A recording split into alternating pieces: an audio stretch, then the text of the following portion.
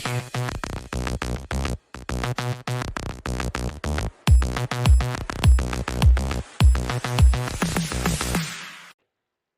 Everyone पाठपढ़ार Python tutorials रो lecture number 4 को आपण मानकु स्वागत।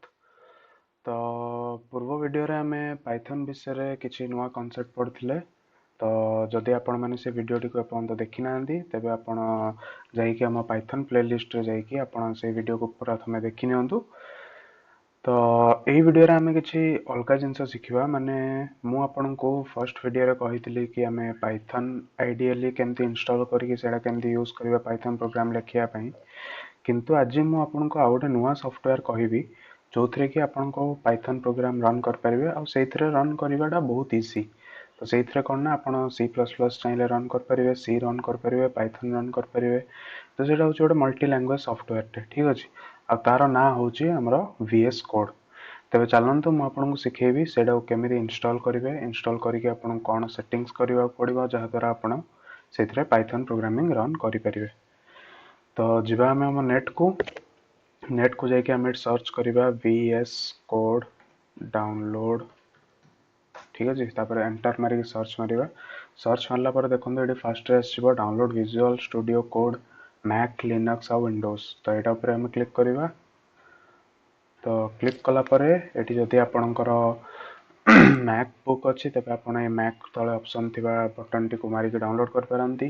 जदि आपनकर उबुंटू अच्छी तबे आपण एटी उबुंटू ऑप्शन अच्छी, रेड हैट ऑप्शन अच्छी, आपण जोडा कर आपनकर ऑपरेटिंग सिस्टम जहा अछि आपण से अनुसार सेटा को डाउनलोड करि परिबे। हमर एटी विंडोज अच्छी मोर सेथि में मोटी विंडोज डाउनलोड टा मारिबी। तो मिटी मारिबी विंडोज बटन टा मारिबी। विंडोज बटन पर लिखिबा आपनकर thanks for downloading VS code for Windows. तो आपण किछ समय वेट करिवे से डाउनलोड स्टार्ट हे जिवो। तो ये देखंतु हमर भी डाउनलोड एटी स्टार्ट हे छि आ डाउनलोड मोर कंप्लीट भी हे गला। तो एटा को आपण ओपन करंतु। ओपन कला परे आपनकर इंस्टॉलर रेट खोलिबो कि मु already visual Studio code install करिक रखी छि। तो सेथि मोर एट देखौ छि setup has detected that visual Studio code is currently running.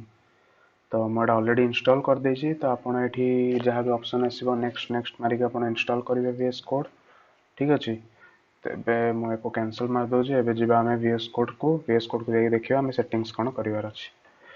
तो VS कोड इंस्टॉल करला परे आपण देखिबे आपनकर स्क्रीन ने एम्ति किछ आसीबो ओपन कला परे। तो आपण कोन जेबे साइड रे देखंतु पांचटा ऑप्शन अछि। फर्स्ट अछि एक्सप्लोरर जोटी कि हमर जहा फाइल हमें यूज करिवा कि क्रिएट करिवा कि एडिट करिवा एटा सब ए साइड रे देखेबो। तळे अछि सर्च, सर्च रे आपण सर्च कर परिवे। एटी अछि सोर्स कंट्रोल टा आपनकर गिटहब ऊपर मेनली डिपेंडेंट हे होस। तो सेटा सोर्स जदि आपण गिट जानथिबे ताले आपण सोर्स कंट्रोल भी जानि देबे। नेक्स्ट अछि हमर रन कमांड माने हम जदि किछि प्रोग्राम लेखि ता आउटपुट देखिबा चाहिबा तबे हम रन हबो। तळे अछि हमर एक्सटेंशंस। तबे पाइथन सेटअप करिया पई जदि हम पाइथन प्रोग्रामिंग रन करिबा चाहिबा तबे सेटा सेटअप करिया पई आपण एटी एक्सटेंशंस मारिबे। एक्सटेंशंस मारला परे देखंतु साइड रे आपण देखेबो एटी सर्च बार उडा आसीबो। सर्च रे एटी आपण टाइप करिवे पाइथन। तो आपण ऑलरेडी मोर फर्स्ट वीडियो देखि कि पाइथन इंस्टॉल कर देथिबे। तो सेटा कला परे आपण VS कोड यूज करिवे। तो आपनकर विदाउट एरर रे आपनकर देखै दबा आपनकर पाइथन प्रोग्राम रन हे जिवो।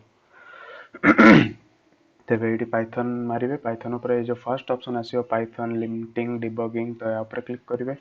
या ऊपर क्लिक कला परे मु एटी अनइंस्टॉल मार दोछि। ठिकंतु आपण जेतले एटी मारिवे नुआ आसी तो एटी आपनकर इंस्टॉल ऑप्शन आसीबो। तो आपण एटा इंस्टॉल मार देबे। इंस्टॉल मारला परे संग इंस्टॉल हे जिवो। तबे आपण को क्लोज करि परंती, ठीक अछि। एक्सटेंशन टा भी आपण बंद कर देबे। तबे आपण पुनी न्यू फाइल बनेबे। न्यू फाइल पर याको कंट्रोल एस मारिवे। कंट्रोल एस मारी के आपण फाइल को सेव कर देबे। सेव करिया पे मु डेस्कटॉप को जेबी एठी मारिबी python.py। सबल मन रखिबे py एक्सटेंशन देबे नले एडा ओडे पाइथन फाइल हबो नै। हला पर देखंतु हमर पाइथन साइन आसी गला। पाइथन रो लोगो आपन को एठी देखेबो ता माने जानिबे कि आपनकर फाइल एक्सटेंशन ठीक अछि। तबे मोटे नॉर्मल प्रिंट स्टेटमेंट प्रिंट करछि। प्रिंट हेलो वर्ल्ड को लिखिबे, सेव करिवे, ठीक अछि।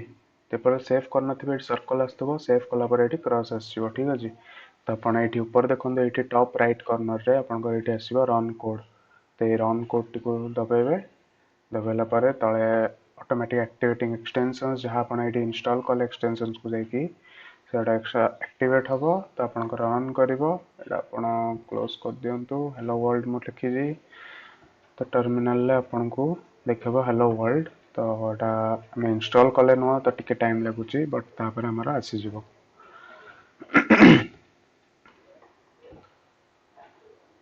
तो हम एक आउथरे रन मारे रन